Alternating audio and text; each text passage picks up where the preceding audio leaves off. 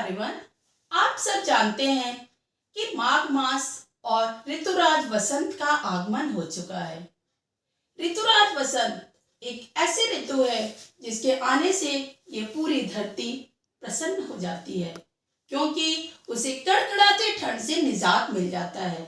वसंत ऋतु के अलावा ये पूरा माघ मास आनंद की अनुभूति कराने वाला मास है। माघ मास के शुक्ल पक्ष के पंचमी तिथि को हमारे भारतवर्ष में एक त्योहार मनाया जाता है, जिसे हम लोग सरस्वती पूजा के नाम से जानते हैं। यह त्योहार हम भारतवासियों के लिए बहुत ही खास है। क्यों? क्योंकि इसी दिन माँ सरस्वती का जन्म हुआ था।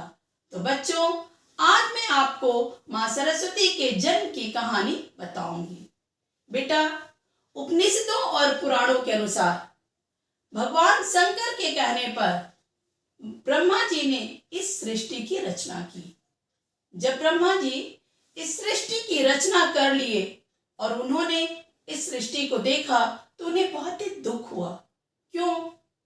क्योंकि इस सृष्टि में सभी मनुष्य, पशु, पक्षी, जीव जंतु सब निराश थे। कहीं भी कोई जोश, कोई उमंग, कोई खुशी नहीं नजर आ रही थी। ब्रह्मा जी को अपनी रचना पर बड़ा ही दुख हुआ। तब उन्होंने इसके निवारण के लिए भगवान विष्णु का आवाहन किया। भगवान विष्णु प्रकट हुए और उन्होंने ब्रह्मा जी से उनकी परेशानी पूछा। ब्रह्मा जी ने अपनी परेशानी भगवान विष्णु को बताया।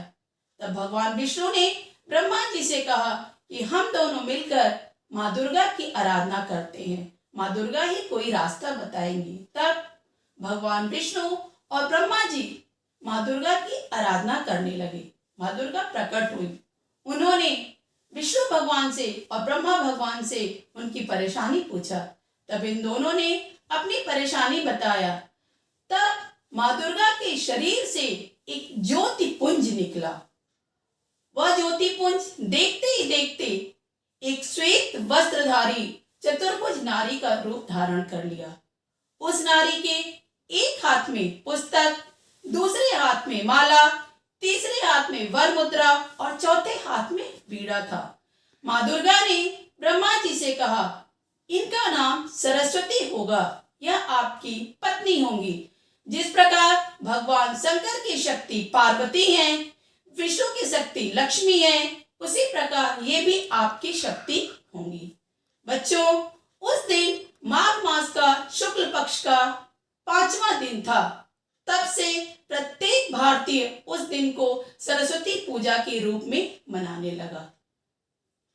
एक और कथा प्रचलित है कि एक बार मां सरस्वती कृष्ण भगवान की आराधना की। कृष्ण भगवान प्रसन्न हुए और उन्होंने मां सरस्वती को वरदान दिया कि माघ मास के शुक्ल पक्ष के पंचमी तिथि को हर वो व्यक्ति जो विद्या बुद्धि चाहता है वह आपकी आराधना करेगा। तो बेटा, यह तो हुई सरस्वती माँ के जन्म की कहानी। और अब मैं आपको पीले रंग का क्या महत्व है हमारे जीवन में यह बताऊंगी। क्योंकि सरस्वती पूजा में पीला रंग विशेष स्थान रखता है। हम लोग सरस्वती पूजा में पीला वस्त्र पहनते हैं, पीला फूल चढ़ाते हैं, पीला चावल चढ़ाते हैं, पीला फल चढ़ाते हैं। तो बेटा, मनोवैज्ञानिकों का कहना है कि पीला रंग हमारे जीवन में ऊर्जा का संचार करता है। वैज्ञानिक भी यह मानते हैं कि पीला रंग हमारे जीवन में खुशियां, उमंग लेकर आता है। वैज्ञानिकों का मानना है कि जो व्यक्ति महीने में 1 से 2 बार पीले रंग का वस्त्र धारण करता है, उस व्यक्ति में जो व्यक्ति ऐसा नहीं करते हैं उनकी अपेक्षा 40% आत्मविश्वास अधिक होता है। फेंग शुई वैज्ञानिकों का मानना है कि पीला रंग हमारे जीवन में खुशियां लेकर आता है।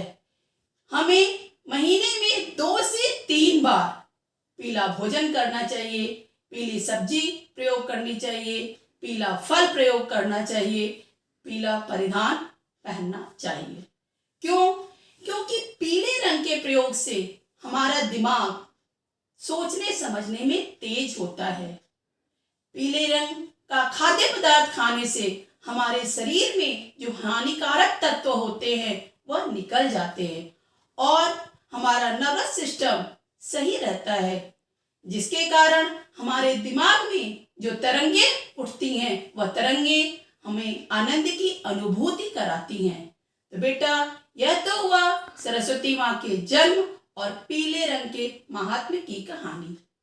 धन्यवाद। आपका दिन मंगलमय हो।